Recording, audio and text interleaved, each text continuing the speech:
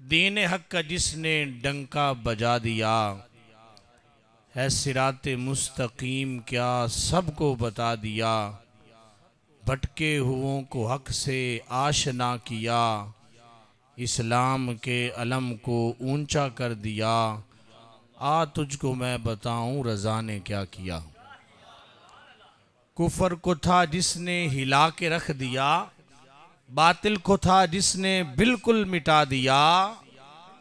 खून के आंसुओं से राफजी रुला दिया, खुरूज की सारी लंका को ही जला दिया। आ तुझको मैं बताऊं रज़ा ने क्या किया। अंग्रेज को कलम से रज़ा ने हरा दिया, अपने इलम से हिंदू को ज़मीन में दबा दिया। मुस्लिम गिरा पड़ा था उसको उठा दिया, मिल्लत को दो कौमी नजरिया था दिया। आ तुझको मैं बताऊं रज़ा ने क्या किया। कुरान का प्यारा तर्जमा रज़ा ने कर दिया, अरबी अदब को वाजे क्या खूब कर दिया। लफ्ज़ों में इश्क मुस्तफ़ा ये कैसा भर दिया, कि ईमान सब मुस्लिम का बचा लिया। आ तुझको मैं बताऊं रज़ा ने क्या किया।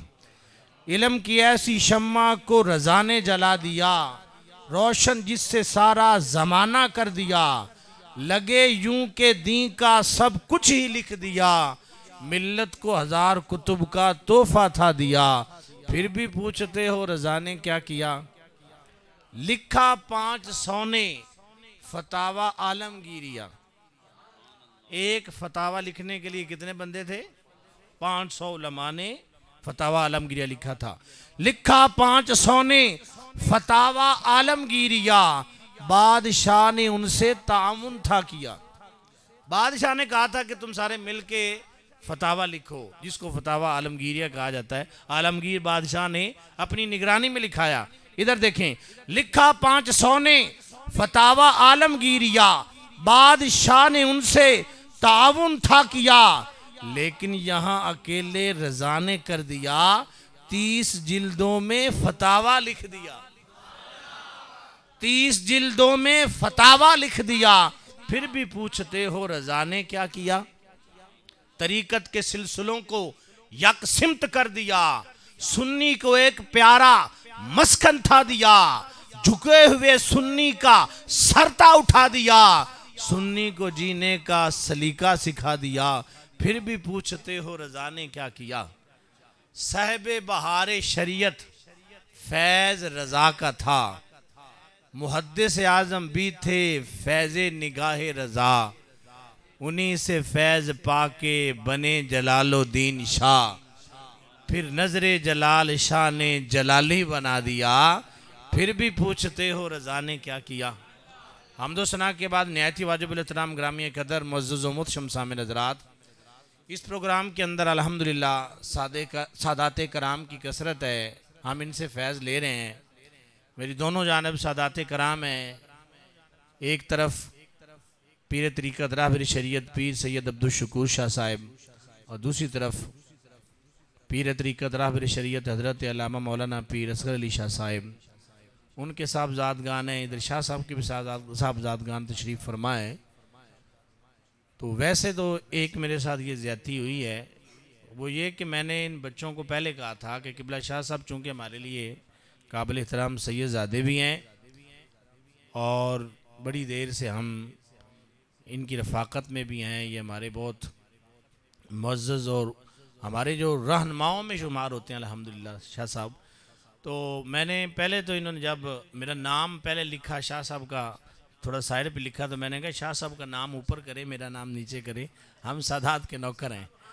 और दूसरा मैंने इनसे कहा था, मैंने कहा कि पहले शाह साहब नहीं, मैं एक तालिब इल्म हूँ, शाह साहब हमारे बड़े हैं, तो उनको पहले आपने नहीं बयान का कहना, मुझे पहले सबक सुना लेने देना, बाद में शाह साहब जो है वो अपनी जो है वो जो आप मलफूज़ात इरशाद फरमाएंगे हम वो सुनेंगे। तो बहरहाल शाह साहब की मोहब्बत है कि वो तशरीफ़ लाए। सादात कराम, अल्लाह ताला इन सादात कराम से हमें मज़ीद मोहब्बत और प्यार की तौफ़ीक़ अता फ़रमाए। आला हज़रत ने हमें सैयदों से प्यार करना सिखाया, कहो सुभान अल्लाह। आला हज़रत ने हमें सैयदों से प्यार करना सिखाया, इसलिए हमें इन सादात से मोहब्बत है। और मैं यहाँ पर एक बात बताऊं, बड़ी काबिल गौर बात है कि फतावा रिजविया शरीफ के अंदर एक बात आला हजरत ने बयान की, एक हदीस पाक कि सरकार ने फरमाया कि जो मेरी आल से मोहब्बत करेगा, जो मेरी आल से प्यार करेगा, जब क़यामत का दिन होगा वो मुझसे मुलाकात करेगा तो मैं खुद उसे इनाम अता फरमाऊंगा।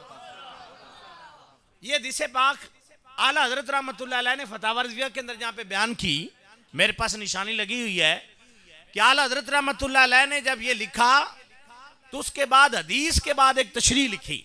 वो तशरीह बड़ी सुनने वाली है।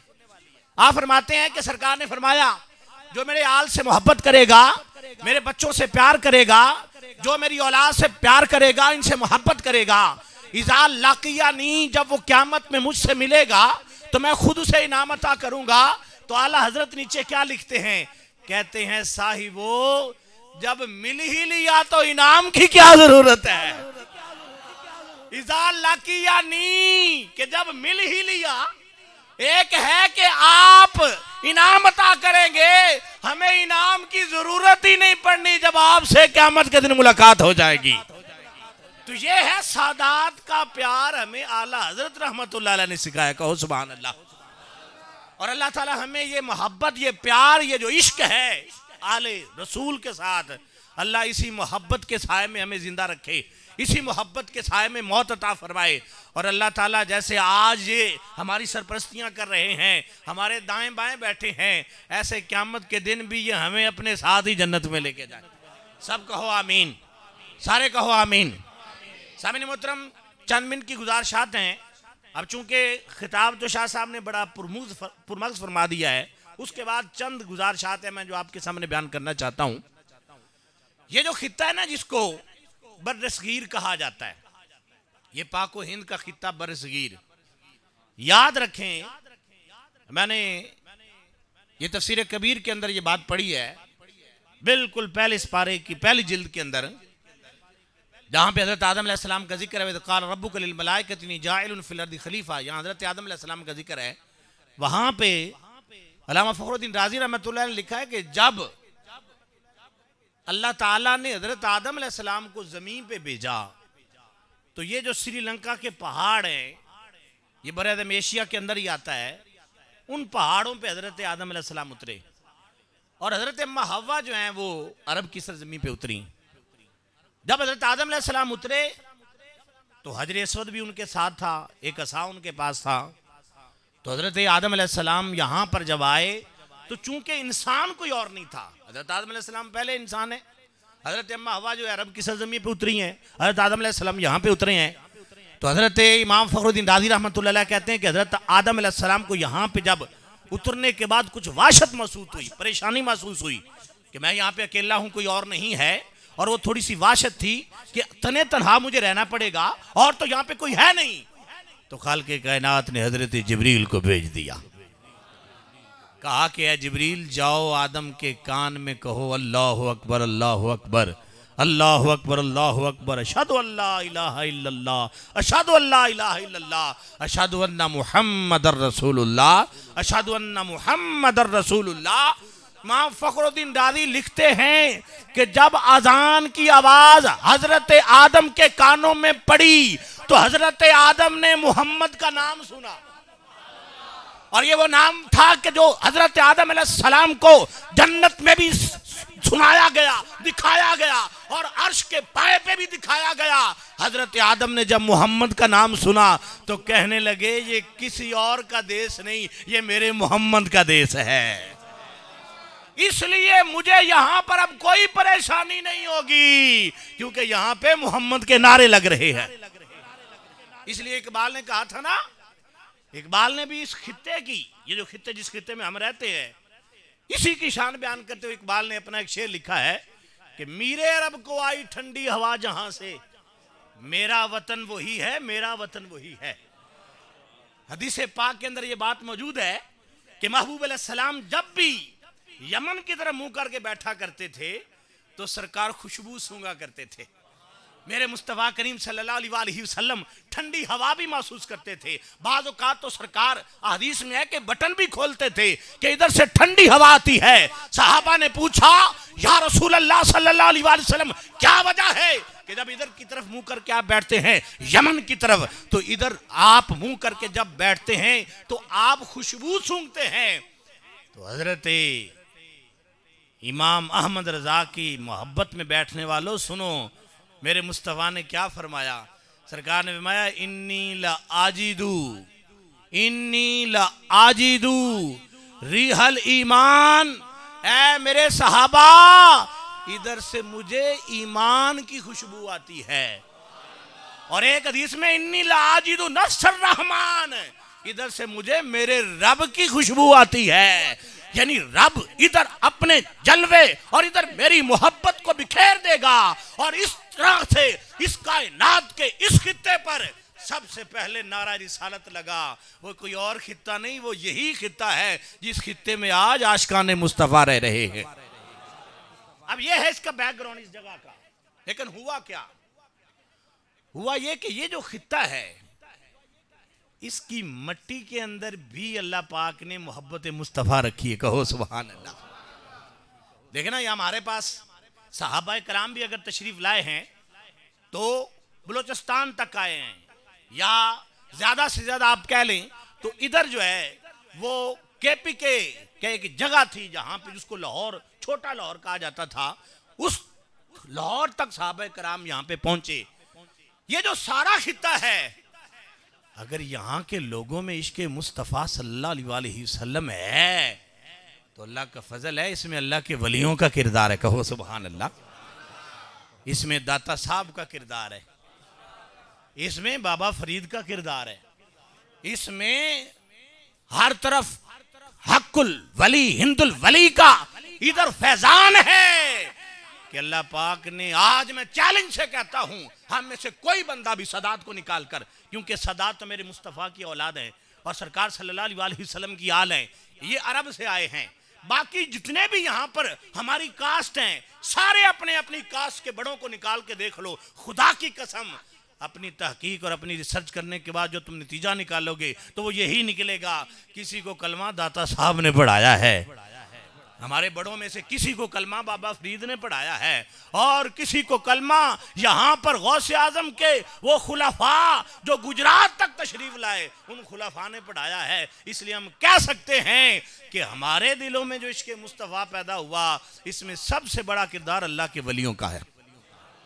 अब इस तमहीद के बाद अगली बात की तरफ मैं आता हूँ। हुआ ये कि जो अंग्रेज है, बरतानिया जिसको कहा जाता है, उस वक़्त उसकी हुकूमत थी और पूरे इस खित्ते के ऊपर उसकी हुकूमत थी। उसने कुछ लोग खरीदे, जिन लोगों को उसने पैसे के जरिए किताबें दी, पैसे दिए, तनख्वाह दी और कहा कि एक काम तुमने करना है। और वो काम क्या था? वो काम ये था कि पहले उसने यहाँ पे अपनी रिसर्च वर्क करवाया, जासूसी करवाई, अपने बंदे भेजे कि जाओ देख के आओ इस इलाके के अंदर किस तरह के लोग रहते हैं। आज भी वो रिपोर्टें मौजूद हैं जो बरतानिया ने यहाँ पे जासूसों के जरिए मंगवाई।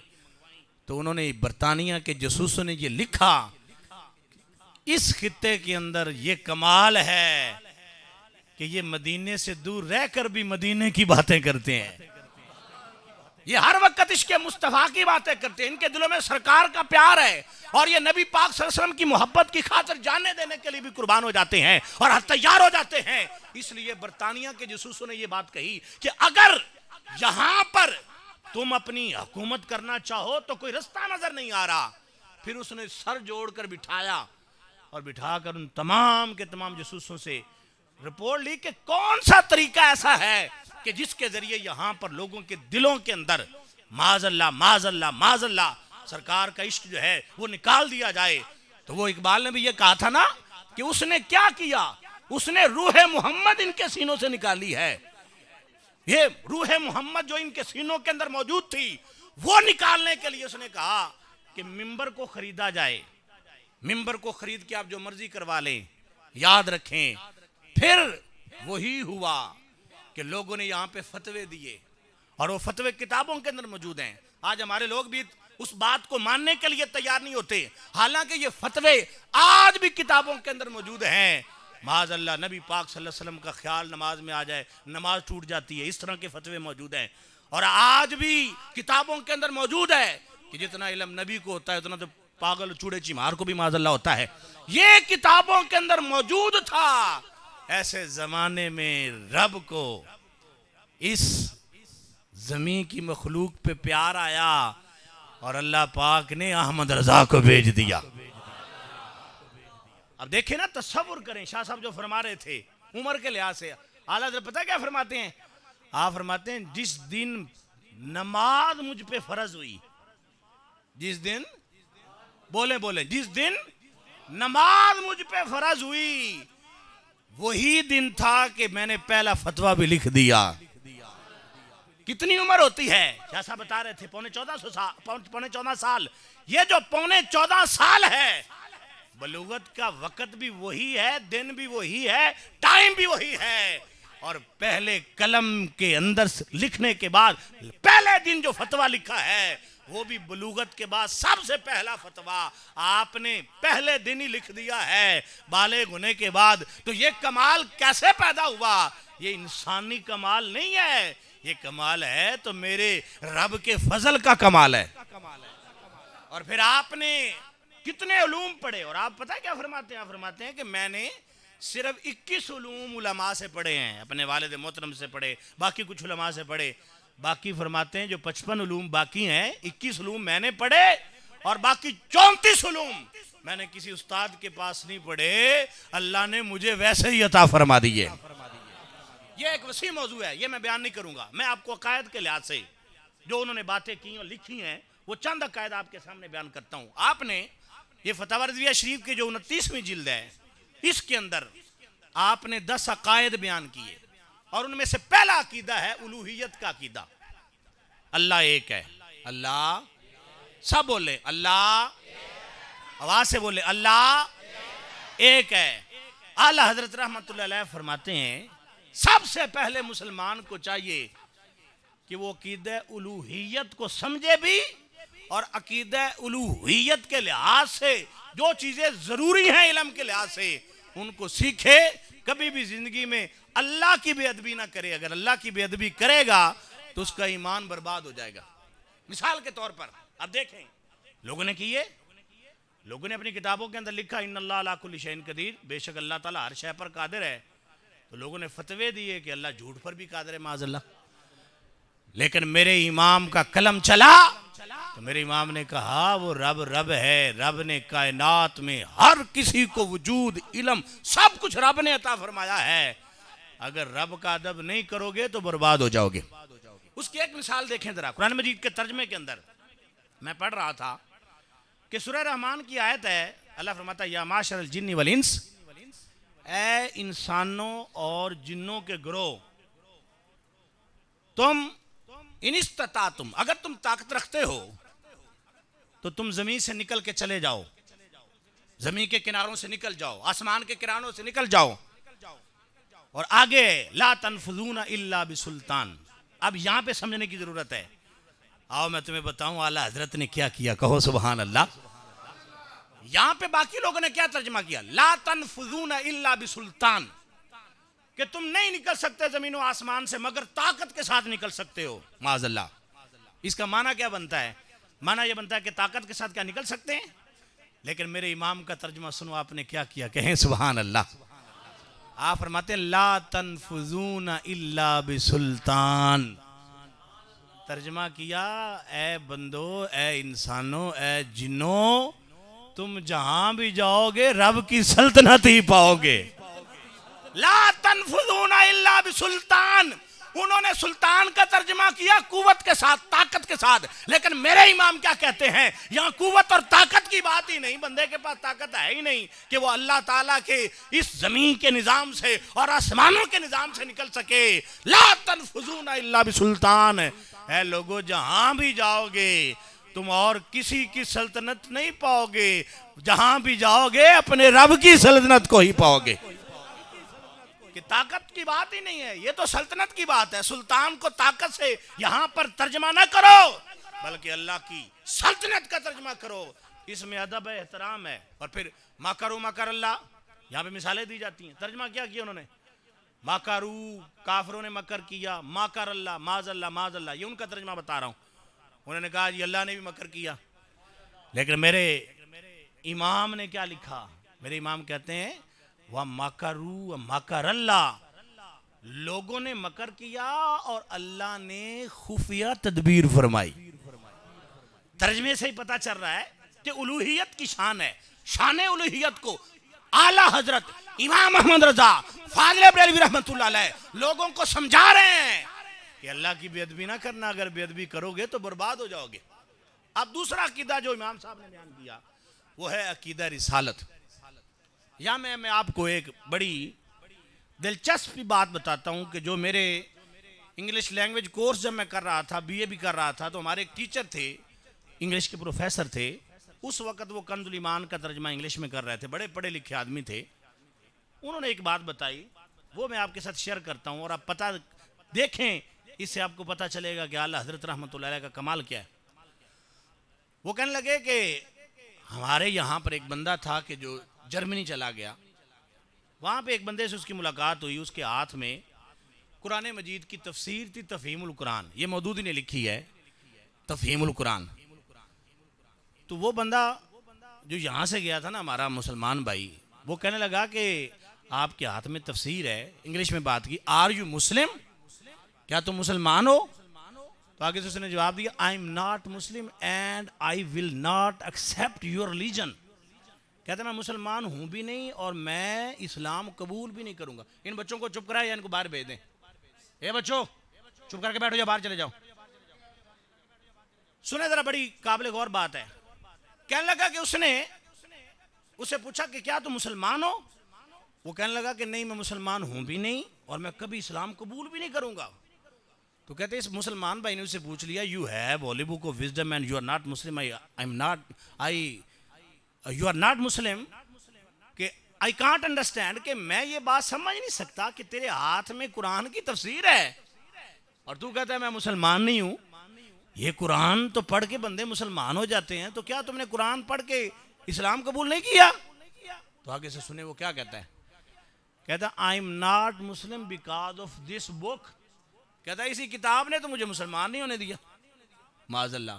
कहता कुरान ने मुझे मुसलमान नहीं होने दिया। कहते उसने पूछा क्या वजह है कि तुम कहते हो कुरान ने मुझे मुसलमान नहीं होने दिया? कहते उसने ना कहा कि ये किताब खोलो, तफसीर की किताब उसने खोली, कुरान पाक की सूरह फतह थी, कौन से पारे में? 26वें पारे में। 26वें पारे की दूसरी आयत उसने पढ़ी। उसने कहा देखो ये कुरान पाक की दूसरी आयत है, लियगफिर लकल्लाहु मा तक़द्दम मिन ज़म्बिका व मा तअख़्ख़र। कहते कुरान पाक का तर्जमा देखो क्या लिखा है इसने, ये मौदूदी की बात कर रहा हूँ।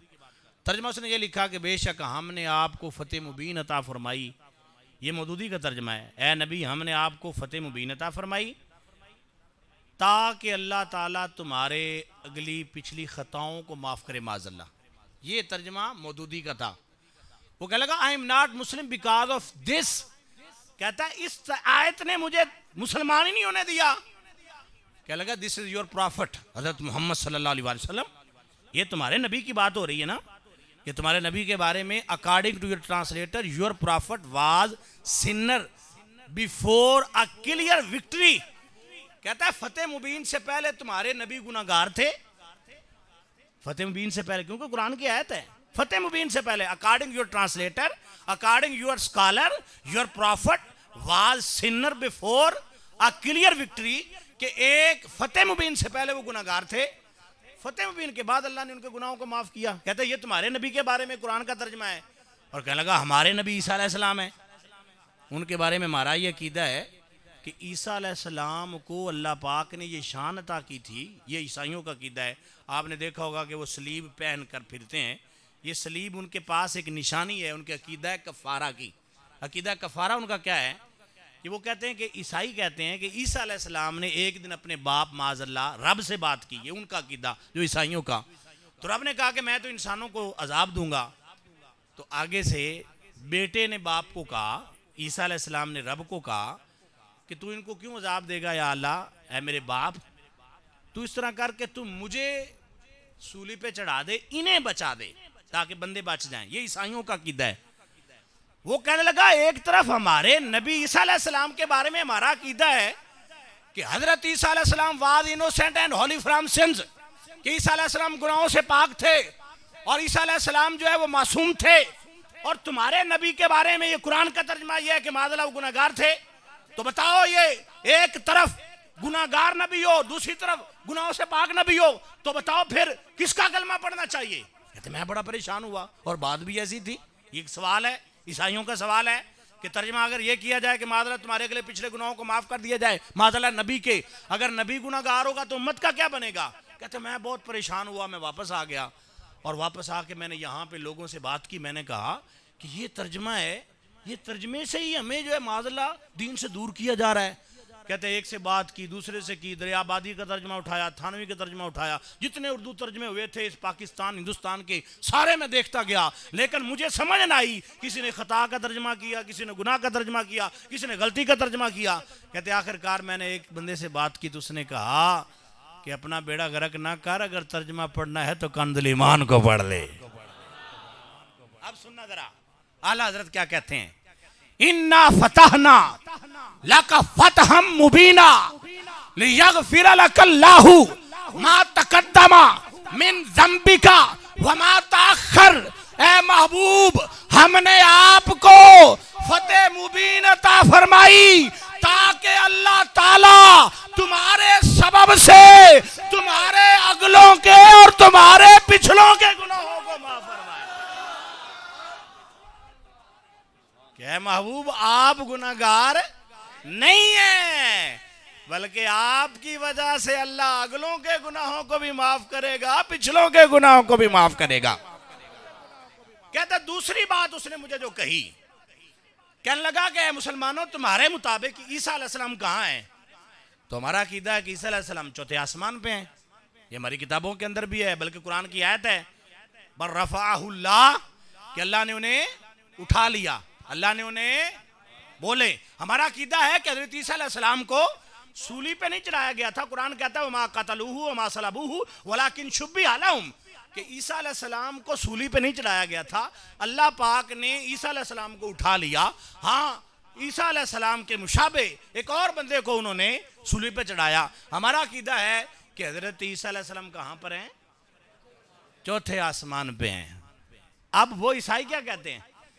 कहते तुम्हारा क्या अकीदा है? एक तरफ तुम कहते हो कि हमारे नबी ईसा अलैहिस्सलाम आसमानों पे हैं, और दूसरी तरफ तुम कहते हो तुम्हारे नबी को मिराज हुई नहीं।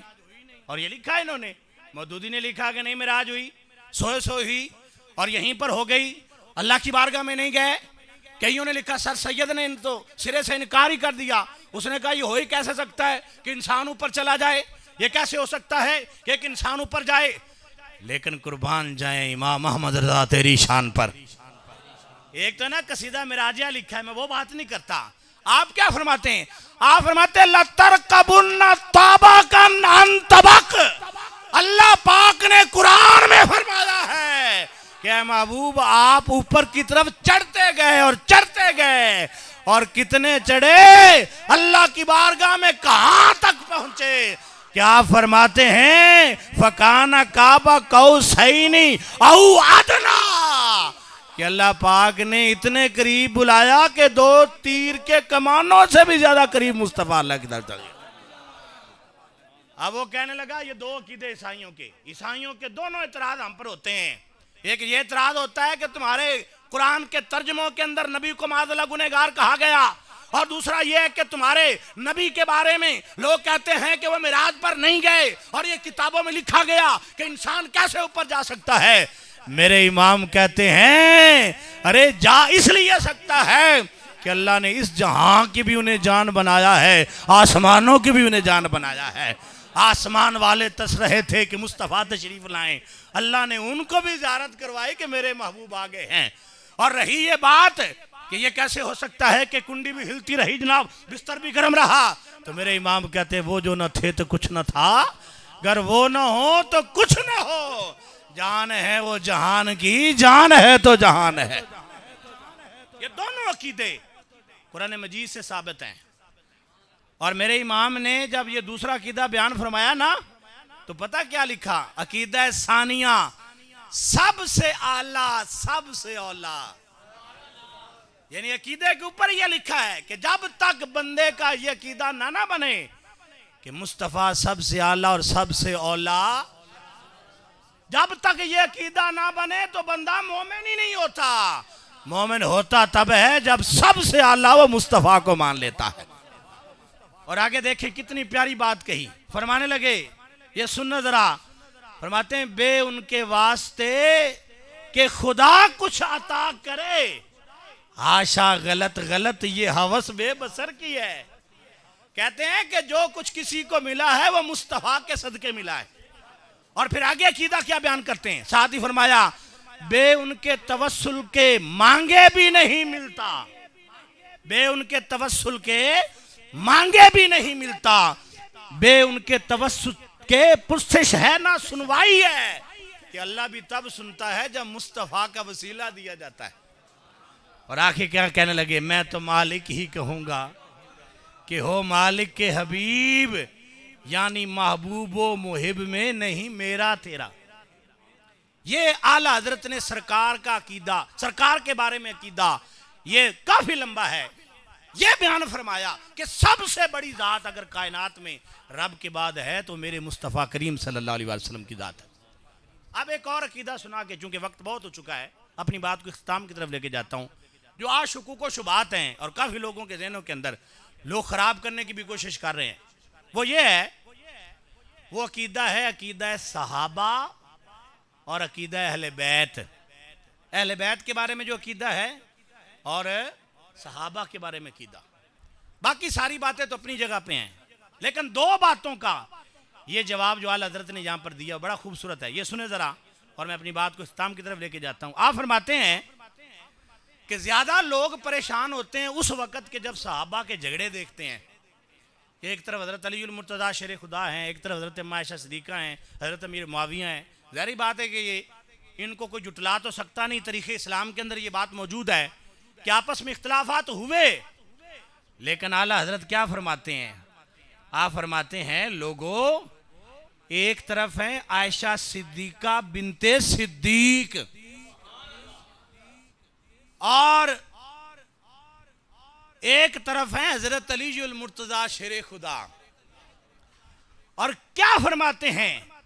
आप फरमाते हैं हजरत अलीउल मुर्तज़ा शेर खुदा ने खुद फरमाया, आपने फरमाया मेरी फौज में शामिल लोगों, अम्मा आयशा सिद्दीक़ा के बारे में कोई बात न करना, वो मेरे मोहम्मद की ज़ौजा मोहतरमा है। हजरत अली ने रोक दिया, हजरत अली ने कहा आयशा सिद्दीक़ा के बारे में बात न करना, बल्कि मेरे इमाम तो यहाँ तक तहकीक फरमा के कहते हैं कि हजरत अम्मा आयशा सिद्दीक़ा को वहां से वापस मदीने तक छोड़ने वाले भी हजरत अली के ही लोग थे।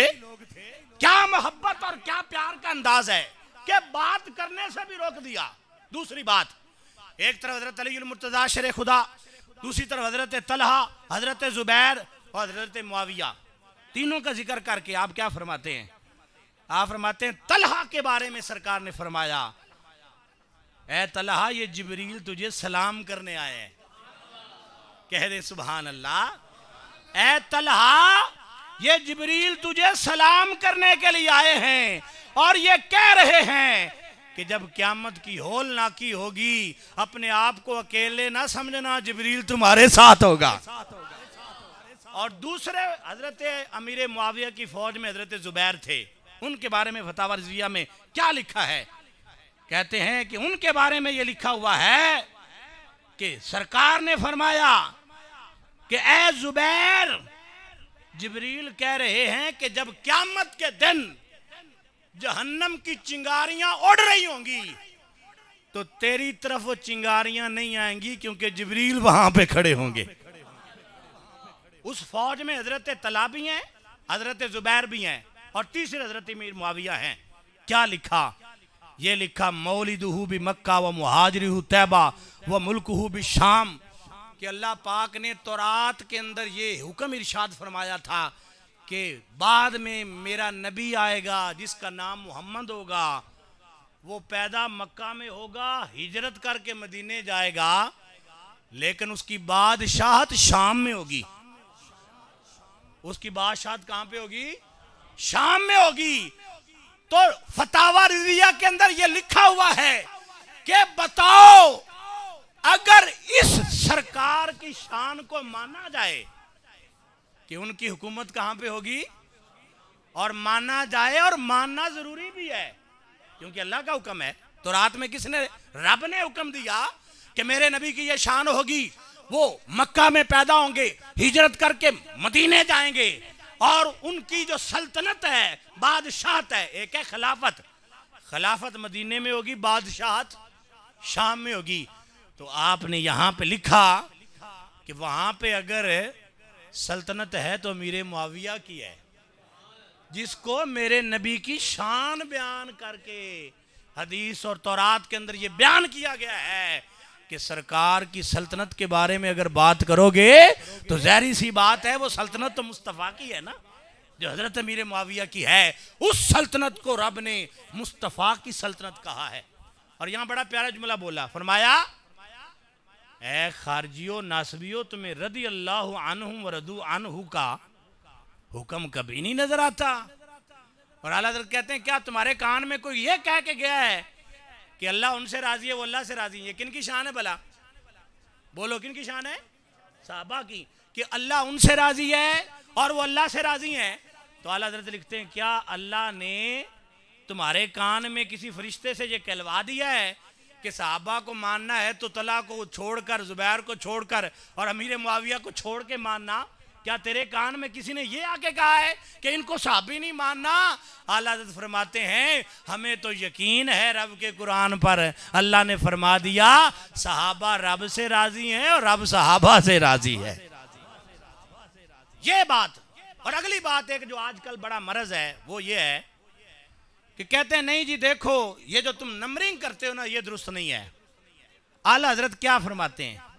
आप फरमाते हैं लोगों, दिल हमारा भी नहीं करता कि हम कहें कि फलां बड़ा है फलां छोटा है, लेकिन क्या कहते हैं? फरमाते हैं इन खुलफाए अरबा, इन चार अरकाने कसरे मिल्लत, चार अनहारे बागे रिसालत के खसाइसो फजाइल कुछ ऐसे रंग पर वाक़े हैं कि अगर इनको अलग-अलग देखा जाए तो यूं लगता है कि इन जैसा कोई नहीं है। अबू बकर सिद्दीक को अलहदा देखो तो लगता है उन जैसा कोई नहीं, हजरत उमर फारूक को अलहदा करके देखो तो लगता है उन जैसा कोई नहीं, हजरत उस्मान गनी को अलहदा करके देखो तो लगता है उन जैसा कोई नहीं, और हजरत अली को अलहदा करके देखो तो लगता है उन जैसा कोई नहीं। लेकिन जब मिला के देखना पड़ता है तो फिर हमें वही अकीदा रखना पड़ेगा जो मुस्तफ़ा करीम सल्लल्लाहु अलैहि वसल्लम ने अता फरमाया है। और वो ये है कि हजरत अबू बकर सिद्दीक का पहला नंबर है, हज़रत उमर फारूक का दूसरा नंबर है, हज़रत उस्मान गनी का तीसरा नंबर है, और हज़रत अली मुर्तज़ा शेर खुदा का। लेकिन साथ ये भी फरमाया कि रही बात हज़रत अली की, शम्मा शब्बस्तान विलायत, कहो सुभान अल्लाह, बहारे चमनिस्तान मारफत, इमामुल वासिलीन, सैयदुल आरिफीन, खातमे खिलाफत नबूवत, फाते सलासे तरीकत, मौलल मुस्लिमीन, अमीरुल मोमिनीन, अबुल आइमा ताहिरीन, कासिम कौसर, असदुल्लाहुल गालिब, मज़रुल अजाइब वल गराइब, मतलूबे कुल्ले तालिब, सैयदना व मौलाना अली इब्न अबी तालिब, कि जिनके फजाइल इतने हैं कि उनके फजाइल जितने किसी और के फजाइल नहीं हैं। लेकिन जब बात आएगी उनके मकाम देने की तो मकाम पहले नंबर पे अल्लाह ने हजरत अबू बकर सिद्दीक को अता फरमाया। सामने मोहतरम, इसलिए आज का ये पैगाम है कि आजकल कुछ आस्थानों पे भी आवाज़ उठती है। ये तो अल्लाह का शुक्र है कि सादात कराम अल्हम्दुलिल्लाह, इन सादात कराम का वही अकीदा है जो हजरत इमाम अहमद रज़ा फ़ाज़िल बरेलवी का अकीदा। सब कहो इस बात पे अल्हम्दुलिल्लाह, हमारा भी वही अकीदा। लेकिन कुछ लोग कहते हैं नहीं जी आला हजरत की ज़रूरत नहीं है। कुछ आस्थानों पे आवाज़ें उठ रही हैं कि वो कहते हैं जी आला हजरत की ज़रूरत नहीं, आला हजरत बरेलवी कहलवाना कौन सा ज़रूरी है। तो मैं सिर्फ 3 आस्थानों की बात करूंगा जो बड़े बड़े आस्थाने हैं। एक उनमें से आस्थाना है माशाल्लाह शरकपुर शरीफ का, नक्शबंदियों के सरदार, कहो सुभान अल्लाह। हजरत मियाँ शेर मोहम्मद रब्बानी रहमतुल्लाह अलैह, उनके बारे में ये किताब के अंदर लिखा हुआ है। अपनी तरफ से नहीं कह रहा, पढ़ूंगा तो टाइम लग जाएगा, मुख्तसर ये बताता हूँ कि हजरत मियाँ शेर मोहम्मद रब्बानी रहमतुल्लाह अलैह ने ख्वाब के अंदर हुजूर गौस पाक की ज़ियारत की और पूछा कि हुजूर इस वक्त अगर मैं आपके किसी नायब की ज़ियारत करना चाहूँ तो वो कौन है? तो हुजूर गौस पाक ने फरमाया, शेर मोहम्मद अगर मेरे नायब की ज़ियारत करना चाहता है तो बरेली चला जा। सब कहो सुभान अल्लाह। आज के अगर सज्जादा नशीनों को समझ ना आए तो हम इनके बड़ों की बात बताते हैं। ये बड़े हैं, मियाँ शेर मोहम्मद रब्बानी रहमतुल्लाह अलैह। आप फरमाते, मैं सुबह के वक्त उठा, मैंने बरेली का पता लिया, मैंने रास्ता तय किया और मैं बरेली पहुंच गया। और जब मैं गया तो आला हजरत उस वक्त लिख रहे थे, मैं जाके खड़ा हो गया, मुझे बताने से पहले ही, अभी मैंने बताया ही नहीं है, तो कहने लगे हुजूर गौस पाक की ज़ियारत करके तशरीफ ले आए हैं। कह दें जरा सुभान अल्लाह। इसी किताब के अंदर दूसरा हवाला, ये सफ़ा नंबर 359 पे था, और दूसरा इसी किताब के अंदर लिखा हुआ है, वो दूसरी अजीम हस्ती हैं पीर सैयद जमात अली शाह साहब रहमतुल्लाह, अमीर मिल्लत पीर सैयद जमात अली शाह साहब रहमतुल्लाह अलैह कहते हैं, मैंने ख्वाब में हुजूर गौस पाक की ज़ियारत की और मैंने पूछा, मैंने कहा आपके नायब कौन है? तो उन्होंने कहा बरेली चले जाओ। कहते मैं जब गया तो आला हज़रत लिखने में मसरूफ थे, मेरी तरफ तवज्जो ना की। थोड़ी देर के बाद खुद ही उठे और उठकर हाथ जोड़ के खड़े हो गए, कहने लगे कि मुझे माफ कर दें, आप सैयदजादे हैं। मैंने बताया ही नहीं कि मैं सैयदजादा हूं। कहने लगे मुझे माफ कर दें, आप सैयदजादे हैं, और मैं आपसे ये भी माजरत करता हूं कि क़यामत के दिन मुस्तफ़ा की बारगाह में मेरी शिकायत ना कर देना, शिकायत ना करना। और मुझे ये पता है कि आपको हुजूर गौस पाक ने भेजा है, तो आप मेरे लिए भी दुआ करें कि मुझे हुजूर गौस पाक की ज़ियारत हो जाए।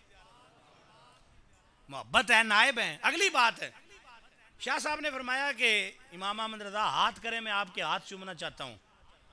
तो आपने फरमाया नहीं, आप सैयदजादे हैं, बल्कि जो हुजूर गौस पाक की ज़ियारत करके आए उनके तो पाँव चूमने चाहिए, आप मुझे पाँव दे, मैं पाँव चूमता हूं। ये हैं बड़े, जो जिनके आज बैठने वाले सजादा नशीन अगर ना माने आला हजरत के अकीदों को, तो हम इनको नहीं देखेंगे, हमने बड़ों को देखना है कि बड़ों ने क्या कहा। तीसरी बात और आखिरी बात, पीर सैयद मेहर अली शाह साहब रहमतुल्लाह अलैह का, सब कहो सुभान अल्लाह। इनके बारे में दो रवायतें हैं। एक रवायत यह है कि इनकी मुलाकात आला हजरत से नहीं हुई, और एक रवायत है जो गुलाम सरवर कादरी साहब मॉडल टाउन के हैं, उन्होंने एक किताब लिखी। उस किताब के अंदर उन्होंने एक वाक़या लिखा, और वो वाक़या हमारा बावलनगर इलाका है, उससे आगे हरुणाबाद है। हरुणाबाद के एक जामे मस्जिद के खतीब थे अल्लामा नूर अहमद कादरी रहमतुल्लाह अलैह, उनसे उन्होंने नकल करके इस बात को साबित किया है कि पीर मेहर अली शाह साहब रहमतुल्लाह अलैह ने हज़रत इमाम अहमद रज़ा से मुलाकात की है। और किताब में क्या लिखते हैं, कहते जब पीर मेहर अली शाह साहब तशरीफ़ ले गए तो उस वक्त आला हज़रत हदीस पढ़ा रहे थे, और हज़रत पीर मेहर अली शाह साहब रहमतुल्लाह अलैह ने फरमाया, लोगों मैं देख रहा हूँ, ऐसे लगता है कि जैसे इमाम अहमद रज़ा मुस्तफ़ा का चेहरा देख देख के हदीस पढ़ा रहे हैं। एक रवायत यह है, और इसको कुछ लोग कहते हैं ये कमज़ोर रवायत है, लेकिन दूसरी रवायत यह है कि उनके बारे में अगर ये कहा जाए उनकी ज़ियारत नहीं करने के लिए गए, तो दूसरी बात यह है कि बाबूजी सरकार जो पीर मेहर अली शाह साहब रहमतुल्लाह अलैह के साहबजादे थे, वो यहाँ से सफ़र करके जब मदीना शरीफ ज़ियारत के लिए गए तो कुतुब मदीना ज़ियाउद्दीन मदनी रहमतुल्लाह अलैह से उनकी मुलाकात हुई। तो उनसे उन्होंने पूछा, उन्होंने कहा जी पीर मेहर अली शाह साहब रहमतुल्लाह अलैह हमारे जो बाबा जी हैं, क्या उनकी इमाम अहमद रज़ा से मुलाकात है? तो उन्होंने कहा ये तो मुझे नहीं पता कि मुलाकात हुई है या नहीं हुई, इतना मुझे ज़रूर पता है कि आला हज़रत तशरीफ़ फरमा होते थे और उनके सामने टेबल के ऊपर जो किताबें पड़ी होती थीं उनमें पीर मेहर अली शाह साहब की किताबें भी होती थीं, और हज़रत इमाम अहमद रज़ा फाज़िल अलीवी रहमतुल्लाह अलैह फरमाया करते थे ये शाह साहब की किताबें हैं और शाह साहब के लिए दुआ करो अल्लाह ताला कादियानियों के मुकाबले में उन्हें फ़तह अता फरमा दे। ये बात कहते हैं कि मैंने खुद सुनी है, बाकी उनकी मुलाकात के बारे में मुझे नहीं पता। और दूसरी बात यह है कि आला हजरत के दोस्त हैं मौलाना वसी अहमद सूरती, मुहद्दिस सूरती रहमतुल्लाह अलैह, ये जितने भी नईमुद्दीन मुरादाबादी रहमतुल्लाह अलैह हैं, साहिब बारे शरीयत है, ये सारे शागिर्द हैं मुहद्दिस सूरती के। वो खुद पढ़ाते थे और पढ़ाने के बाद कहते थे अभी तुम काबिल नहीं बने हो, कामिल बनना है तो अहमद रजा के पास चले जाओ। उन सब को भेजा करते थे वो किधर, हजरत इमाम अहमद रजा की तरफ। और मुहद्दिस सूरती और पीर मेहर अली शाह साहब रहमतुल्लाह अलैह ये दोनों क्लास फेलो हैं। मुहद्दिस सहारनपुरी के पास पढ़ते रहे और मौलाना लुत्फुल्लाह अली गढ़ी के पास ये दोनों पढ़ते रहे। और शाह साहब ये फरमाया करते थे कि मुहद्दिस सूरती के साथ मुनाजरा मैं नहीं करूंगा किसी बात पे ज़माना तालिब इल्मी में। कहते थे कि इनके पास बड़ा इल्म है। और मुहद्दिस सूरती कहा करते थे कि आप सैयदजादे हैं, अल्लाह ने आपको भी बड़ी शान अता फरमाई है। फिर मेरे शाह साहब मुहद्दिस सूरती का अदब करते हैं और मुहद्दिस सूरती जाकर आला हजरत के कदमों में भी बैठते हैं, दोस्त भी हैं, साथ बैठते भी हैं और आला हजरत से मोहब्बत करते हैं। हम कहते हैं आस्थानों वालों, आज आपको ये देखना चाहिए कि आपके बड़ों ने आला हजरत को माना है तो आप भी मान लो। उन्होंने माना है, उनके अकीदे हैं कि वो आला हजरत के साथ खड़े हैं। और तीसरी रिवायत ताजुद्दीन चिश्ती रहमतुल्लाह अलैह, ये यहाँ पर ये चकवाल के करीब उनका एक बहुत बड़ा मदरसा था, वहाँ पीर मेहर अली शाह साहब रहमतुल्लाह अलैह पढ़ा करते थे। और उनको जब किसी मसले में रहनुमाई की ज़रूरत होती थी वो यहाँ से ख़त भेजा करते थे आला हजरत की तरफ और वहाँ से ख़त का जवाब उनके पास आता था। तो जिनके शागिर्द हैं पीर मेहर अली शाह साहब रहमतुल्लाह अलैह वो भी फैज़ ले रहे हैं तो इमाम अहमद रज़ा से ले रहे हैं। इसलिए सब बोलो इश्क मोहब्बत, इश्क मोहब्बत। थोड़ी आवाज नहीं, ऊंची आवाज से बोलो इश्क मोहब्बत, इश्क मोहब्बत, इश्क मोहब्बत, इश्क मोहब्बत, इश्क मोहब्बत, इश्क मोहब्बत। हमें आला हजरत की इस जहां में भी जरूरत है, आला हजरत की उस जहां में भी जरूरत है। इसलिए कभी दामन न छुड़ाना। बल्कि ख्वाजा कमरुद्दीन सियालवी रहमतुल्लाह अलैह से किसी ने पूछा कि अपने आप को बरेलवी कहना चाहिए या नहीं कहना चाहिए, तो आपने पता क्या जवाब दिया? आपने फरमाया, और ये मैं उस शहजादे की बात कर रहा हूँ जो पीर मेहर अली शाह साहब रहमतुल्लाह अलैह का भी पीर खाना है सियाल शरीफ, उनके शहजादे क्या कहते हैं? कहते हैं तुम्हें नजर नहीं आता आला हजरत तो इश्के मुस्तफ़ा में अपने आप को फना करने वाले हैं, और अगर उनके साथ अपने आप को जोड़ लोगे तो इसमें मुज़ाहिका ही क्या है। इसलिए बरेलवी फख्र से कहा करो कि अल्लाह ने हमें अहमद रजा की वजह से बरेलवी बनाया। इश्क मोहब्बत, इश्क मोहब्बत, इश्क मोहब्बत, इश्क मोहब्बत। वमा अलैया इल्लल बलागुल मुबीन।